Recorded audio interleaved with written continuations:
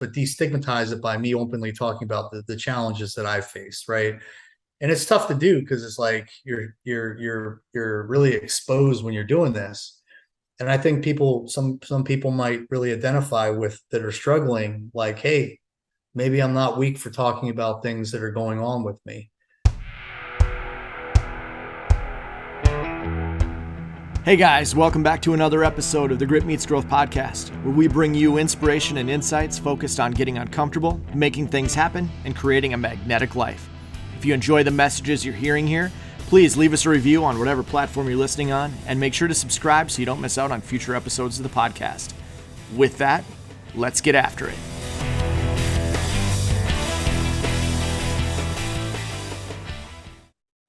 Hey guys, it's John here. It's a real privilege today to introduce you guys to Chris Cathers. And when you hear me say that, you're going to think, well, he's on the podcast every week. What's so interesting about that? There's actually two of them. There's two Chris Cathers. We have the second one on the podcast today. And I'm excited to give you guys a little bit of insight on how these guys got connected. But first, let me tell you a little bit about Chris. Chris is Special Forces Green Beret, served 12 deployments to Iraq, Afghanistan, Palestine, North Africa. He's spoken freely about his battles with PTS, suicide, and mental health. And he's currently working on a veteran suicide documentary called Brother's Keeper. On top of all of that, Chris is currently battling stage 4 cancer. You're going to get to hear a little bit about his journey through that. One of the things about Chris, he's a self-proclaimed professional sufferer. We'll dive into that a little bit, what that actually means. But here's the cool part of that. As you listen to Chris talk, and we've had the opportunity to prep and have some conversations with him, this guy's got a never quit mindset that we're all going to be able to learn from. Whatever battle, whatever challenge you've got in front of you right now, you're going to get value out of this conversation. This guy is, in my opinion, one of the kings of grit. You're going to hear about that. You're going to hear how he approaches tough stuff. And so with that, I just want to welcome you, Chris Cathers, to the Grit Meets Growth podcast. Yeah, I appreciate you both having me on. First, I want to comment the fact that we have two Chris Cathers in the same podcast. That's pretty pretty extraordinary. I don't know. That's it's going to be kind of weird talking to myself a little bit, but yeah. Well, I got to tell you, it's a weird situation. Like, I look up at the participants and I see my name up there, and like, not with my picture next to it, another one. And I'm like, wow, this is just weird. Getting emails back and forth, the last couple of days. And I'm like, I do send myself emails every once in a while. I'll have some thoughts, right? And I just send an email to myself with that thought, but this is not that. Wow, it's just weird seeing my name up there. So pretty excited about this opportunity. It's, I'm a true believer in everything happens for a reason. And, the fact that we connected here a few months ago, and the fact that we're here today is all the reason that I need for that to have happened. It's a strange situation, and I feel like based on our limited conversations, but I feel like we've been connected for a long time. It's really strange that way, and super excited to have the dialogue today. So thanks for joining us. Yeah, thanks for having me. Why don't we kick this off a little bit? Give us a little bit of your origin story. What was it like growing up? Kind of where did you come from? What's your background? And then we can lead into some of the military stuff that you've worked through and done. Sure. Yeah, I'm going to give you kind of the Cliff Note version because I can get kind of long-winded on the background. I've kind of lived a lot of lives in a short period of time. But I was born and raised up in the Northeast, about 45 minutes north of Philadelphia. There's a small town in Bucks County, Pennsylvania called Doylestown. That's where I was born and raised. I grew up with my father predominantly from age 6. So he kind of raised me. He was in law enforcement. He was in the military, and he served close to 40 years between the two. Mostly law enforcement from sheriff's department and all that. So he had a pretty big impact on my upbringing. And so right out of high school, I tell people I was great athletically, but academically that wasn't really my bag when I was a teenager. So, kind of making an assessment of what I wanted to do. I ended up going to the military right out of high school. I joined that summer, maybe about 3 or 4 weeks after I graduated high school. Went through the delayed entry program, and I won't get into I got screwed by a recruiter story because I've told it before, but I wanted to do something kind of different in the military, but I didn't know my options back then. There wasn't a lot of due diligence. So I went in. Unfortunately for me, I went through a soft skill MOS, which made it harder for my transition to special operations. But after I was in, I went through a selection process to become a Green Beret. And I went through the Special Forces qualification course. Well, actually, backing up, I went through the selection process in 1995, way back then in the Stone Age. So, yeah, I ended up doing that for a couple of years, going up to from 95. I was kind of in the pipeline through the fall of 1999, and did a couple deployments. And the op tempo was it just wasn't what it was. What most people kind of think, post 9/11. So I ended up getting out, going into college in a university up back in Pennsylvania, where I was from.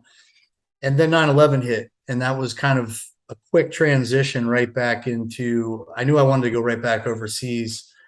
And, getting back into teams was a lengthy process, and there was an uncertainty at that time how long this process would go on. So I ended up getting recruited by the agency, the CIA, as a GRS guy.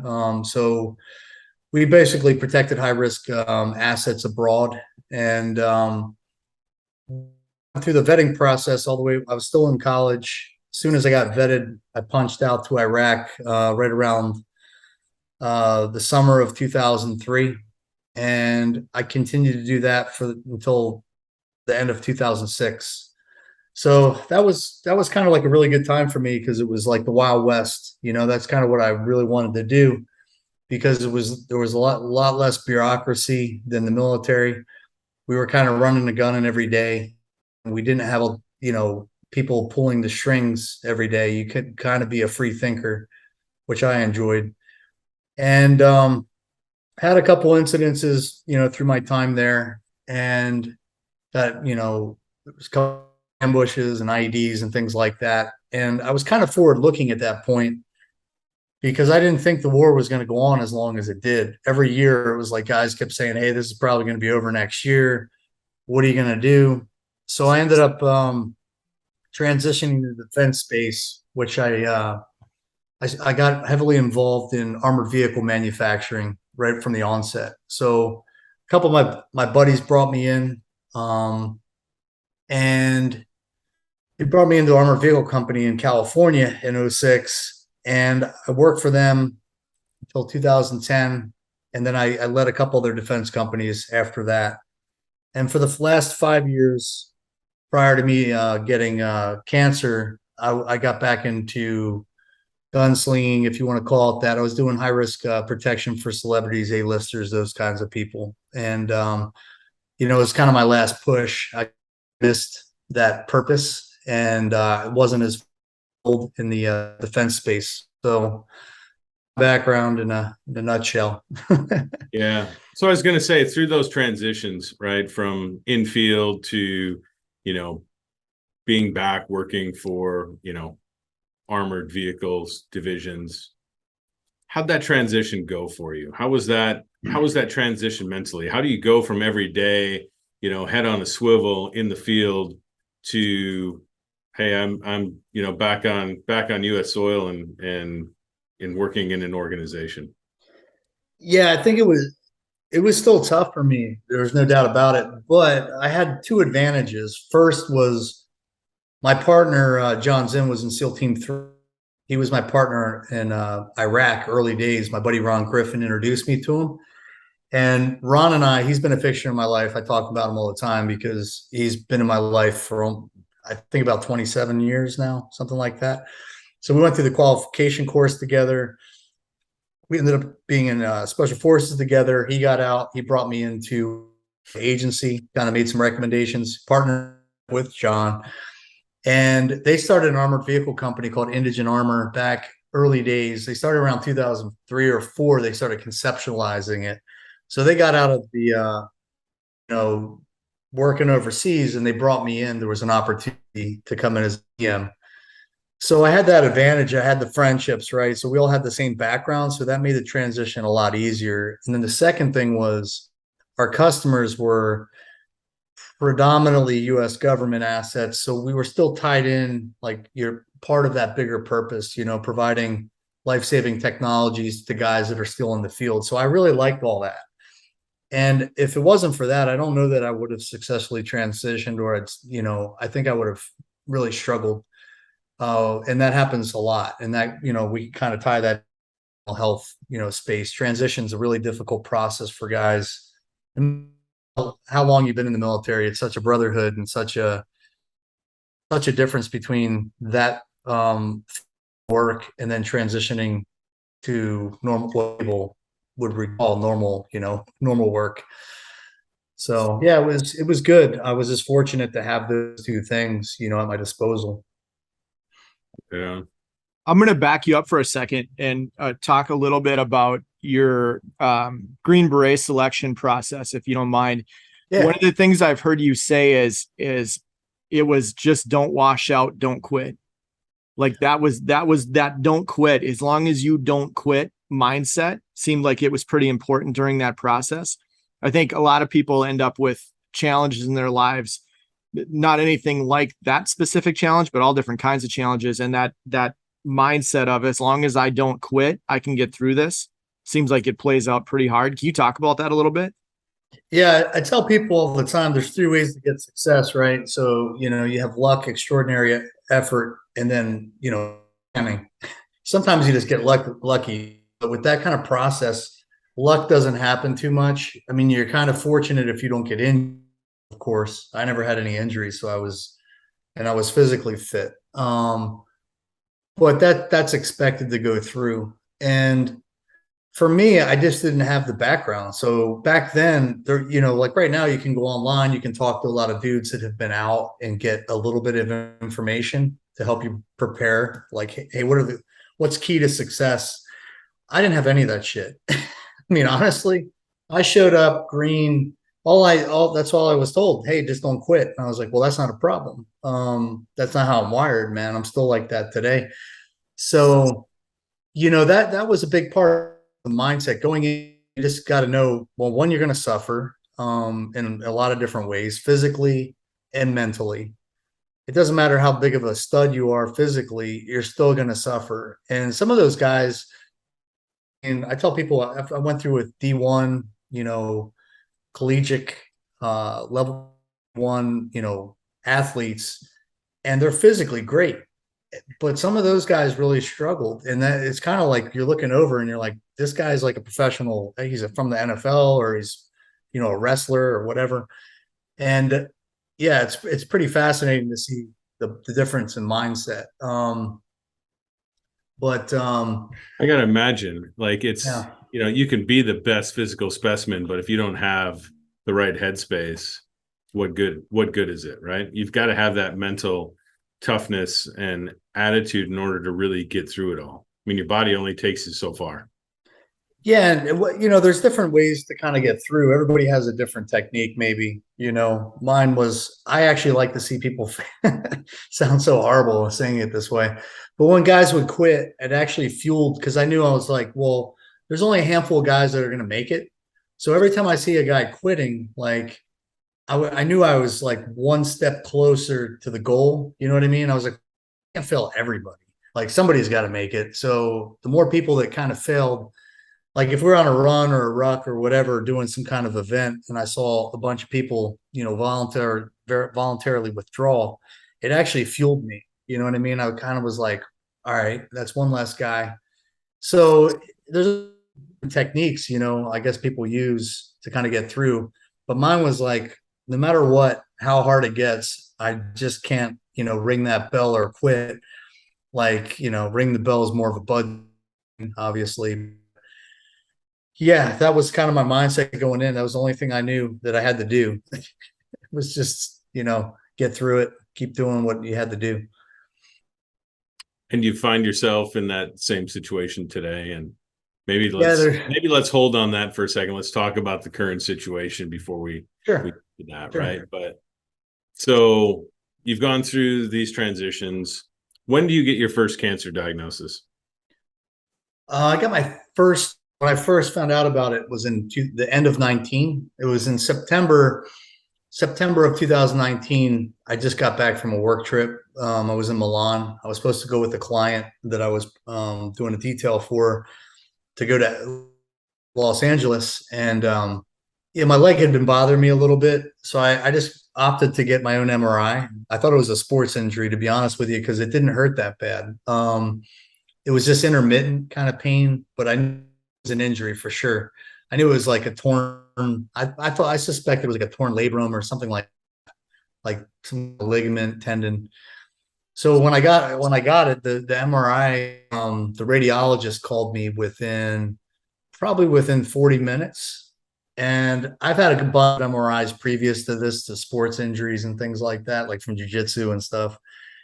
And so I knew that was bad news, you know. And he's like, dude, I don't even know what's wrong with you, Matt. You need to be like admitted in the hospital. It looks like you either have some kind of bleed or a bone infection, which is super uncommon for somebody I was like 230 pounds lifting, doing jujitsu and MMA, felt really good. And he's like, yeah, your femur's about ready to snap.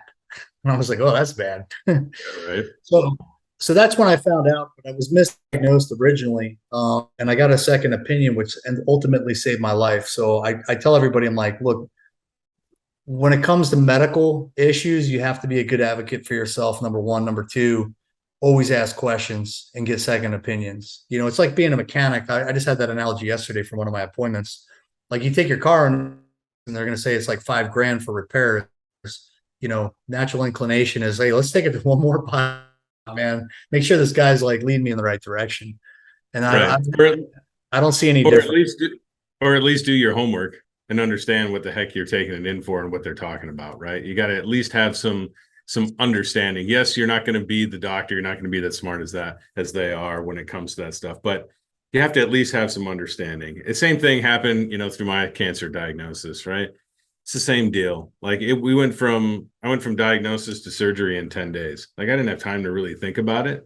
They're like, but we had the opportunity to sit down with the surgeon, really talk through, is this the best approach? What does it mean? What are the ramifications from it all? Right.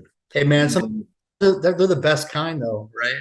It's like you don't have a lot of time to think about stuff. Like kind of get into that. When you have 10 days, it's like Right. you're not stewing on it for like a year waiting for this big moment. So maybe that's a blessing. Which is a challenge you've had here recently, right? Like Yeah, I've had 3 years of it. VA and all the hoops you've had to jump through. Yeah. But that was that's when I was diagnosed, was in September of 19. I wasn't really diagnosed quite at that point. They misdiagnosed me. I was in the hospital 5 days, got out. And then on my second opinion, they sent me an ortho oncologist. They wanted to do a bone graft. That was my second procedure. And, they went into my femoral head. They repaired some bone. They gave me like 12 staples, made an incision on my outside of my right leg. And that was a week later is when they called me, because they packaged up and they said, well, the surgeon who's an ortho oncologist familiar with cancer was like, I think it's like 10%. And in my mind, I was like, yeah, I think it's something serious. And a week later, I called the doctor, ironically, and I said, hey, man, I just want to follow up and see where I'm at. And they said, oh, yeah, you got cancer, bro. It's like just like that. Right. And I was like, oh, that's some bedside manner right there. And they're like, I'm sure you got questions. It's pretty advanced. You're going to require a lot of surgeries. Your survival rate, not so good, like 29% for 5 years. I was like, oh, I got lots of questions. That was just the genesis of the whole, cancer journey, was that back in 19. So you've had plenty of opportunities in these situations to really have to have the right mindset. Yeah, there's no doubt. Like originally wasn't that big a deal because I've had other I've been through other rehabs, being athlete most of my life. You're always hurt. The difference is the injury, right? Like an injury is like something serious. Hurt is like every day you're putting, you got bumps and bruises and things like that that are going to go away.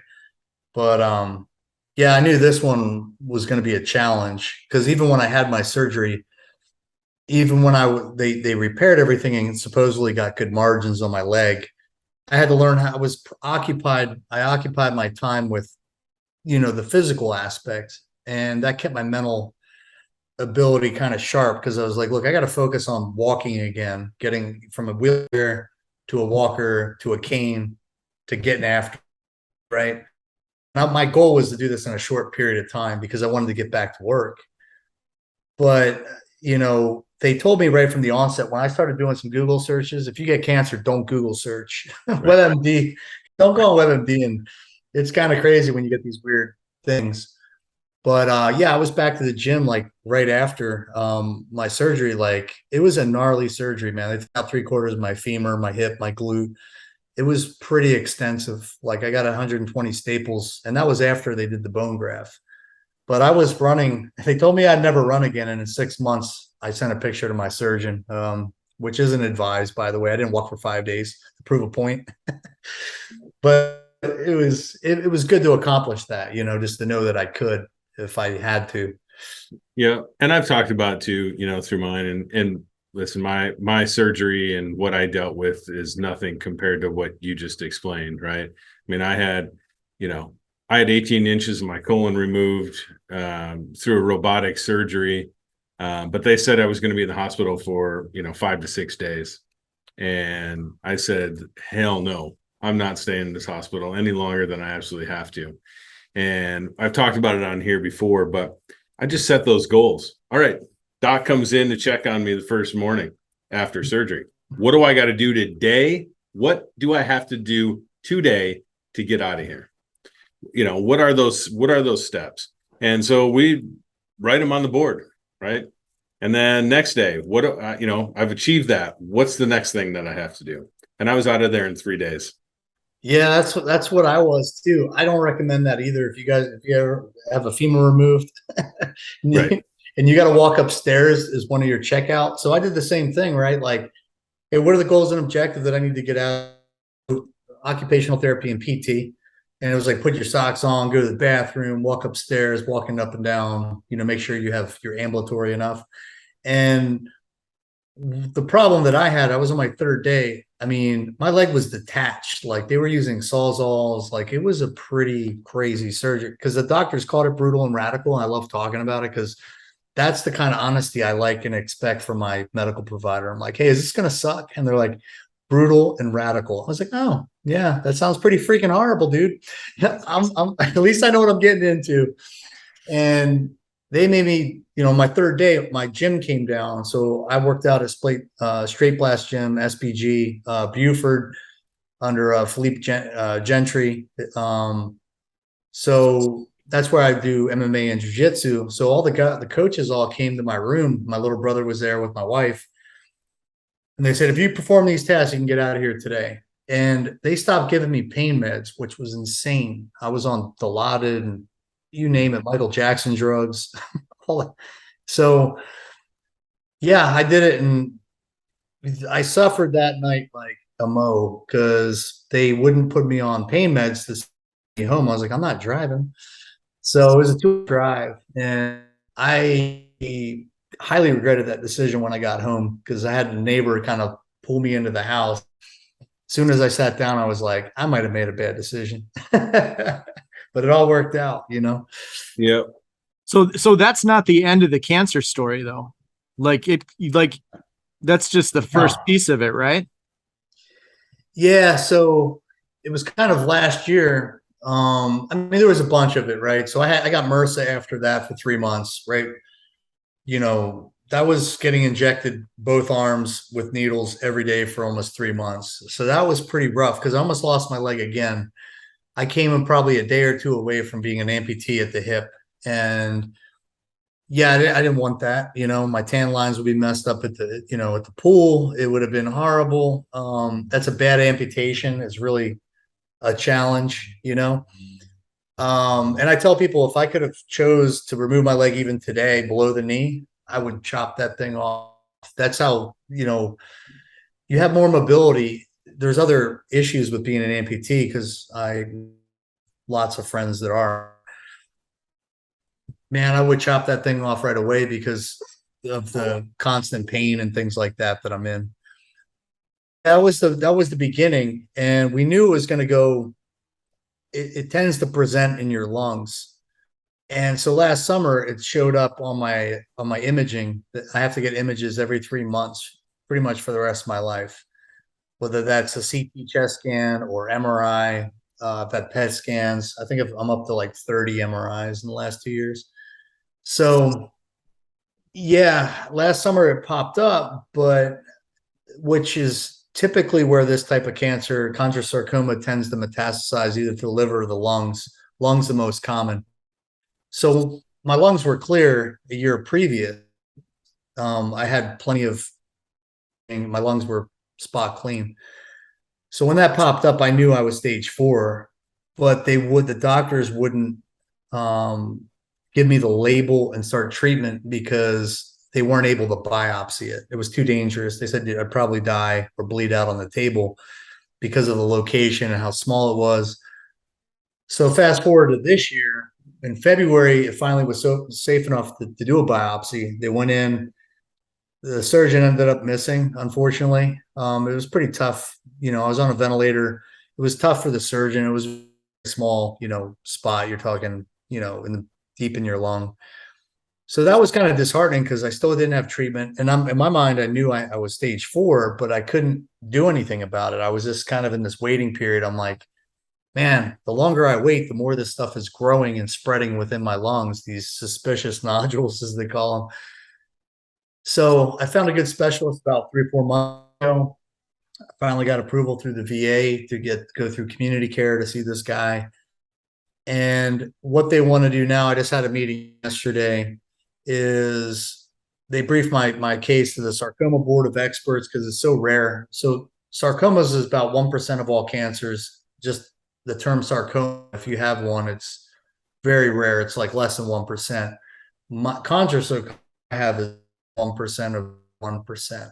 So it's hundreds of people, not thousands a year, contract this. And so they want to remove my lower right lung essentially. And you know, on the 17th of this month of August, that's when I'm going to go, you know, put it on the calendar, which will probably be straight away. And which kind of, I want to get it done right away, but at the same time, I have a lot of work to do, like, you know, media engagements and things like this for the documentary, as well as the nonprofit that we're standing up. So kind of like, I really wanted to push it a few months, but I don't know that they'll advise that. So the doctor tells you 1% and 1%. All those years of your mom telling you were special. She really was right, huh? Well, everything I do is difficult, right? It's not, I'm starting to feel like there's a trend. This is, you know, it was out of my control, but I'm starting to feel, yeah, truly special. So does that, so through this and feeling that way, does the PTS kick in? Does the suicide ideology come back to the forefront for you? How do you, and if it does, how do you keep that at bay?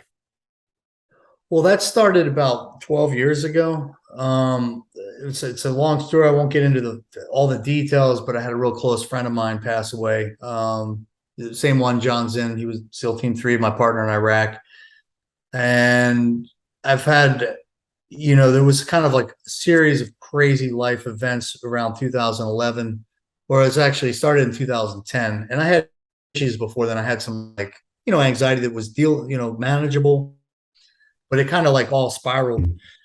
So back in 2011 was my first, you know, encounter with the suicide attempt. And I had an intervention from my buddy, Ron Griffin, who saved my life, flying from Tulsa, Oklahoma to the Carolinas, where I live, South Carolina. He showed up on my doorstep the morning. I'd already rehearsed. I put plastic up in my bathtub and had a gun in my hand when he rang the doorbell. You know, it was freaking crazy. I was drunk, 10 in the morning. So that's when I knew I had big issues was I was so low for that in that time period for months and months. I was drinking and doing a bunch of things I shouldn't have been doing. I tried holistic things that didn't work. Tried to go to primary care. Was just nervous to publicly talk about it because I had a top secret clearance. I didn't want to jeopardize my career and be labeled or not be able to carry a gun. I had all these fears. And now I plead with people. I'm like, dude, go get help, man, because it's not worth it if you're not here. Number one, you can always change your career or a lot of ways around these concerns. But yeah, that was all the way up till, even recently. I had struggles, but to answer your question, like with what I have, the irony was when I got the diagnosis in 19, in 2020 is when I got treatment, and I started seeking treatment for mental health concerns. And the big part of it was I knew I needed to be clear headed, and it was so ironic when I got the doctor scare the shit out of you when it comes to a cancer scare. All of a sudden I'm like, man, I kind of want to live. I want to do it my way. You know what I mean? And I think it's a control thing for people. You can control trigger. You can't control cancer and what it does to you. You can only fight and do everything that you're supposed to do. So it was kind of a weird paradox situation. And it's unfortunate that I had to wait until my life was on the line with a serious injury to like seek treatment, but it's been one of the best things. Like the last year and a half, things have progressive. I went through a lot of like hoops with medications and counseling and therapy and all these things. I do it diligently every week. You just got to put the work in like anything else. So I don't miss meetings. I try to do what I got to do. I've had a couple slips here twice this year, but ultimately it's like anything else, goal oriented. You got to like put the commitment in the work, and I've been doing that, and it's paid off. Yeah, have the discipline and create that discipline to do it and truck forward. So you going through that is really what kind of was the impetus then to start the nonprofit and do this documentary?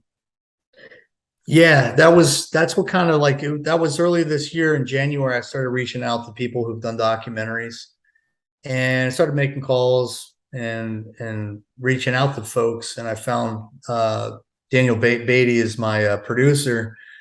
He was passionate about it. He hasn't been paid $1, man. And we've been all over the country. I just call him like, last minute, I'll be in Nashville. I'll be like, hey, bro, can you come out tomorrow? He's like, are you out of your mind? It's just some rock stars, So let's rewind that and talk about like, what is Brothers Keeper? Like, what are you trying to do? What are you raising awareness for? How can we help? How can our listeners help? Yeah. So what we want to ultimately do is I knew I wanted to do something to give back to the community. Like in January this year, I started the search because I wanted to make a documentary basically talking not only about my situation. I mean, that was kind of the premise, right? I was like, all right, one, I want to raise awareness to the high frequency and the epidemic of veteran suicides of 22 a day. I've been getting more and more phone calls over the last 2 years from friends, coworkers that have been struggling, and these are solid dudes that out on the outside they've got everything put together, successful, good wife, kids, but they're masking these same issues that I did. So I said, man, I've got to do something about it. If we can save 1 or 2 veterans' life by putting all this work out and make it's very uncomfortable for me. I don't like talking openly. It's a whole new thing for me. I've never been in front of the camera, never done book deals, all this stuff. I just stayed away from the media.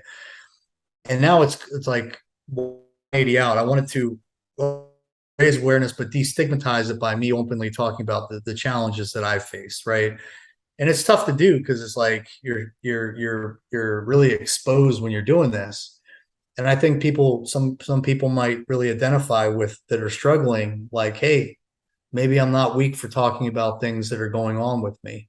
And I also want to provide some resources for folks as well. Like other than the VA, it's a very polarizing topic. We have enough of that going on in the world. And last 3 years was another thing. I just wanted to put something positive out there, like a body of work, even if it's going to be difficult for me, which it has been very difficult for me to talk about my experiences and on camera. But I'm also having other veterans as well that have gotten through successfully. I'm trying to make it inspiring, because I tell people, I'm like, who's going to want to watch a documentary on veteran suicide? It's Friday night with the wife. You're sitting on the couch, getting some popcorn ready. Like, it's not something, but I'm trying to approach these things just like with life. I'm trying to motivate people to just, do something meaningful and use social media for good rather than, self fulfillment, something shallow. So that's what started it. One of the things that struck me was when you were talking to Marcus and Morgan Luttrell on their podcast, the number of deaths that occur because of combat versus the number of deaths that occur because of suicide. That was like a mind-blowing number to me. Yeah, and it's shocking, right? Like, so, Boston University had a study. I think that's one I usually put out. I don't remember the numbers exactly. It's roughly between 32 and 36,000 service members committed suicide post 9/11, and they're active duty or global war on terror veterans, not World War II, Korea, and all of that. And we've had about a little under 7,500 combat losses in the same time period. So it's about 5 times higher. Now, if you throw in the 22 a day number, you're talking 150 plus thousand people since 9/11. And the numbers are just all over. And the data is hard to look at. So that was kind of, for me, it was just shocking. The numbers are shocking, but then I'm personally getting calls. The more that I'm putting myself out here, the more people reach out and they're like, hey, dude, my husband's struggling, or my husband committed suicide, my wife, whatever, kids. And I hear these stories and it's heartbreaking because these are most people are very solid. There's people in the struggle, like I have been, where you're just kind of, it's obvious, it's issues. But a lot of these people, it's not that obvious. And that's a scary thing, it sneaks up on some people. Just to go back, I've got another question for you. So you get these cancer diagnoses and sometimes here's how long you have to live numbers aren't that great, right? Like, I have 2 questions about that. How do you mentally combat those statistics? Because I would rather be the one that lives than the percent that doesn't. So how do you mentally, you know what I mean? How do you mentally wrap your arms around that? But then how has that changed the way you live day to day? Like, do you show up different when you wake up in the morning because you see it through a different lens? I don't know. I face death a lot, like I've thought about death since I was young because I was in career fields and it never seemed real at the time. Even when I got ambushed a couple times and had guns to my head and all these things, like, really bad situations, I always thought I was going to come out the other side. I never really it mentally was like, well, I'm doomed now. And looking back on some of those situations, I don't know how I didn't think differently because some of them are pretty crazy. It's like, how are you just thinking you're going to work your way out of this situation? But every day I just try to do something positive. It's like I look like Father Time with this beard right now. I'm going to shave it off soon before the surgery. This is my war beard. I let it grow before a surgery. I don't shave it all. I'm like, let's let it get it crazy. Gives me strength. But yeah, I think every day it's like the voices creep in. I posted that one. I think Chris talked about it on social media the other day because I was kind of pissed off at myself. There's days where those thoughts creep in. And I think Joe Rogan talks about it a little bit where, I forget what he says about your inner bitch. And that's what it is. Everybody has an inner bitch. And it starts creeping up. And some people let it control their life. I will never let it control my life. Because it's I'm like sitting there, I'm like, oh, my legs, I'm in a lot of pain. I'm in pain every day. But I'm going on my hike and I'm like, why am I doing this? I got a surgery coming up in 3 weeks. Why am I trying to get after it today? Like, why am I going to the gym and then going walking 3 to 5 miles, when it puts me in excruciating pain? But I have to look at it as like, well, that's that much better prepared than I'm going to be for rehab when I get out. Or I'm going to be that much stronger going into surgery where I might not die on the table.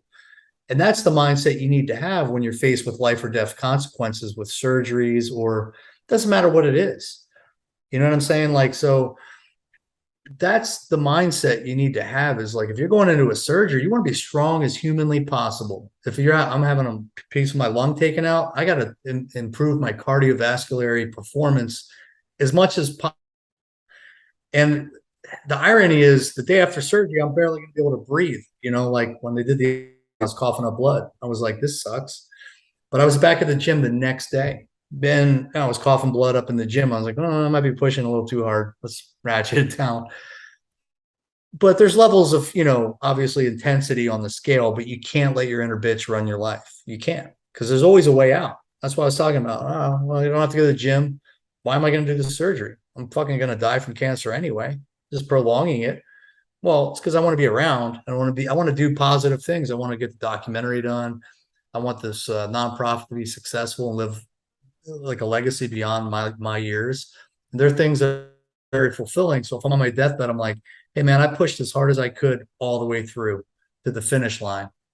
I didn't quit 10 meters before because things were getting hard. So what do we always say in in our workout? Sprint to the finish, right? Got it. You got to go through the finish line. That was instilled in running as a kid. Like, it was like, you run your ass through that finish. Yep. Then you don't lay down when you finish that run, no matter how tired you are. You keep walking, and you'll recover quicker. Like with that analogy. So like, if you lay down, it starts creeping in. The next time I run a race, I get to lay down. It's like, no, dude, you start walking, then you can stretch and chill out, So yeah, I think that's the proper mindset. At least, you just got to work on that. Like, it's like a muscle, the more you get after it, you just can't let little things creep in, like, you've seen people all the time. It's like people that go to the gym in January, New Year's resolution. No, dude, start today. If you don't feel happy with yourself physically or mentally, they're both kind of tied together. Like, you're like, well, my clothes don't fit the way I want them to do. Well, go to the gym today, membership. Don't wait to December. Those people really quit, because that's a bad mindset. I'm going to put it off for 6 months when everybody else joins, Yeah, and look at how much farther down the path you could be if you start today. Right. And I think being uncomfortable leads to growth. So suffering leads to growth. Like, I should be like tall. Like, but I think it's just like the basics of, the more you suffer, it doesn't have to be physical. It can be mental. Like, people going to get their PhD. I'm sure I don't have a PhD, but I'm sure writing your thesis, you're suffering. It's a different level of suffering, but they suffer through that, and then they get their accomplishment. There's many a night where they don't want to sit behind a laptop at 2 a.m. to get that thing done. So it's all relative. Like, if you want to grow as a human being and a father, a mother, or whatever, you got to push the boundaries and you have to be okay with being uncomfortable. And I think that's part of the key of, you like, what do you recommend? I'm like, be uncomfortable. If there's things that you want to do and you can you can almost visualize it. Like, somebody wants to go skydiving. Well, of course that's uncomfortable. It's not natural to jump out of a freaking airplane. That's man, running. Go do it, like, and you're going to be scared shitless. Maybe if it's your first time, you're afraid of heights. I don't like heights. I've done a lot of uncomfortable height, like, when it comes to that. So yeah. How about the people you surround yourself with? How about your wife in the middle of this? Like, having strong people, the right people around you. Where does that play into this? Yeah, my wife's been a huge advocate from day one. Like, on the medical side, she intervened when I was misdiagnosed. She worked, ironically, at the same hospital. And they were trying to do the same procedure on me. The next morning, I was like, again, you already did it. So I think, level up. What I tell people is, like, you need to surround yourself with a bunch of killers. Like, if you want to be successful, you need to have mentors. in all disciplines of life, whether that's spiritual, family, relationships, financial, whatever those disciplines are, find a mentor. But your friends, to your point, is even more important. You need, like, I don't have a lot of friends. Like, people, social media, I always talk about it because I've never Facebook, don't even know what it looks like. I have to do that now for the nonprofit, which I'm not looking forward to. But you need to surround yourself with people that pull you up and challenge you to grow. Like, you don't want to be like, the top of the heap, and all your friends like, oh, you're so successful, or you're so fit, or whatever your thing is. So I think you just need to keep people that keep you in check, and they push boundaries, like, in a positive, right? You don't want people to pull you down. And there's a lot of people involved with the wrong people. You hear people like, when I was growing up, surround yourself with the wrong people. Well, they pull you back into that lifestyle that you shouldn't be living. But if you surround yourself with people that are really good dudes, like the people that I do, we all got each other's back, and if they're there on sunny days and rainy days, which is cool.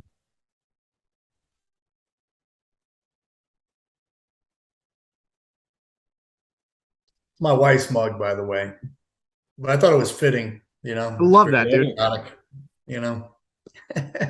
Where It's can people like you, man? It flies every day. Yeah, I love it. I got And- one up behind me too. Like, see that? That's Yeah. an old school one right there. Yeah, I've got this one is the same way. It's kind of faded and it's old school. And I fly a flag at home every day. I mean, we did a whole episode on patriotism and the flag for the 4th of July. I'm People are considering that, like, I don't want to get into like super like polarizing topics, but as a symbol of hatred now, I was like, wait, what? hold on, man. I was like, I The don't people even that know are what- the people that are saying that stuff crazy. haven't really researched or understood what the flag means. That is the people's flag, man. That is our flag. It represents every facet of this country and the blood and tears and pain that has been suffered by our military to maintain the freedoms that we have in this country. Yeah, as There's jacked up major the last- meaning. Well, as jacked up as the country's been the last 3 years, I think that's one thing we can agree on. Things aren't going the right direction, maybe. Like, I could go on a soapbox, which we'll away from, but when it comes to that, it also stands for, I mean, for me, I love looking at the flag. The more that it's like the 12th, if you look at 12th September, which everyone's kind of cliche, man, there was more freaking US flags. Everybody was just so united. And I hope that we can get back, return to, that 12th September, mentality in the country, where everyone's walking down the street like, hey, what's up, brother? It's like, what can I do for you? I just miss that. I feel like things are weird. It's a weird time to be living right now. Agreed. Agree on all those fronts. So, Brothers Keeper, how do we support you and what you're doing doing with the nonprofit? Yeah, so we're probably 85 to 90%. We were filming today. We're going to film my surgery, hopefully. I don't know if they're going to give us permission, but anyway, we got the lion's share of the film part done, all out of pocket. So people can help support. What we need help with is putting the document together. The post work is very expensive. It could be up to $1,000 a minute, which is pretty typical. And I want to do a good job on this thing. I want to do justice to the subject matter. I want to help as many people as humanly possible. So we have a landing page called We Are Brothers Keeper with an S.com. And we've also just set up with the lawyers. I've got the 501c3 set up, which is Brothers Keeper Veterans Foundation. I'm not on Facebook yet. Still got to get downstream with all that stuff. But right now, if people donate, it'll go through the 501c3 charity. So for corporations like that, you get your tax advantage, which is always great. But I want to get the documentary first, and primary goal is to raise awareness for the 22 a day, do a good job on that. And then the the foundation nonprofit is going to continue to fund other for-profit and not-profit institutions that are doing true work, that are vetted, meaning we flew out there. I've talked to testimonials. I know people in the community. We're backing very carefully those who are doing good work to prevent the 22 a day. So yeah, so I just say they can follow me on social media too, Chris_Cathers.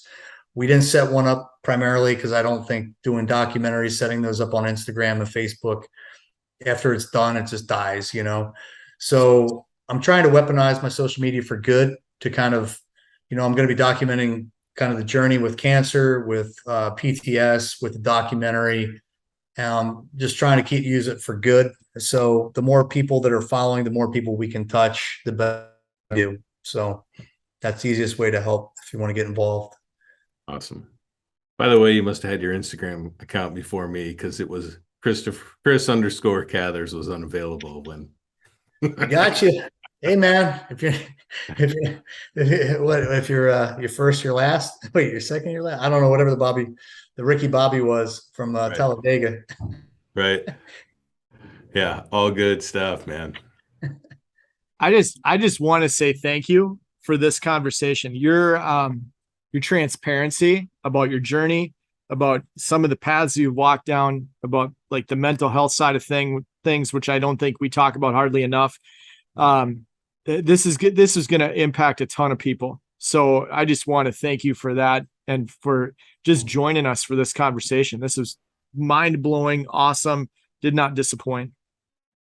Yeah, no, I appreciate it. I appreciate you guys having me on, and yeah, we're just going to continue to do as much good as we can on the topic and the subject matter, you know. And I think the more people that are talking about it, the more podcasts that are out there. You know, it's nice to get people hitting me up on you know, on Instagram or whatever, hitting me up on social media and just saying, hey, dude, you know, I like the stories. You know, I try to respond as it's been growing. I never was public with social media until this year, like, is when I opened it up. And yeah, it's been an interesting ride because it is tough to get back to everybody. But yeah, I enjoy actually, you know, seeing the work we're doing actually changing some lives. It's been very rewarding. Well, I'm confident all this stuff is going to go in a positive direction because, you know, let's face it, the world needs more Chris Cathers in it. I normally would agree, but I don't know, man. It's kind of like, you know, coming from, you know, yeah, it's pretty wild. I think Chris Cathers on a podcast. Right on. 2 is a good number, you guys. It's not going to, it's not the, might be the first, but it ain't going to be the last time we have conversation. Hey, anytime, guys, anytime. I'll have to join in and talk, you know, if you want to like dive specifically into some of the things with PTS, you know, another time. I'm always down with that. I'm completely transparent on all that stuff because, you know, it kind of I think it hits home with a lot of people when they start hearing people talking about their specific, you know, encounters. They're like, oh, that's what I went through, you know. It's pretty damn close. So yeah, that'd be cool. Right on. Awesome, man. Well, I appreciate it. All right. That wraps it up for today's episode. Thanks for tuning in. Thanks for being part of the Grit Meets Growth tribe. And thanks for growing along with us and being part of this journey together. If you know someone who needs to hear the conversation we had today, please share it. If you got something out of this conversation, please leave us a review. And finally, if you want to make sure you don't miss future episodes, just remember to subscribe. We're thankful for each and every one of you. And as my co-host and good friend Chris Cathers always says, make it a great day.